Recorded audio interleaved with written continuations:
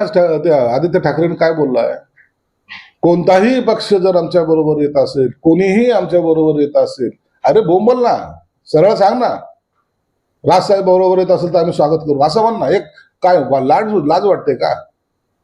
परंतु नरोबा कुंजरावाची भूमिका घेऊन कोणतीही पक्ष आमच्या बरोबर आला, कोणीही नेता आमच्या बरोबर आला तर महाराष्ट्राच्या हितासाठी आम्ही निवडणुका लढणार आहोत. मग उद्या अबू आझमी तुमच्या बरोबर येईल, त्याला तुम्ही सोबत घेणार आहात का? तुम्हाला ओएसी बरोबर येईल, त्याला सोबत घेणार का? काही नाही. म्हणजे बेसलेस केलेलं ते स्टेटमेंट आहे आणि त्याचा अर्थ कुठे हे त्या राजसाहेबांवर युती करतील असा होत नाही. ठाण्यातून भाईगिरी हटवणार नाईक ठाण्यात बोलले, एकनाथ शिंदेना इशारा म्हणतात. कोणती बाईगिरी नाही आणि त्यांचा तसा बोलायचा उद्देशही नसावा. त्यांना एकनाथ शिंदे साहेब काय आहे त्याची जाणीव त्यांना पण आहे आणि पक्ष म्हणून त्यांनी त्यांची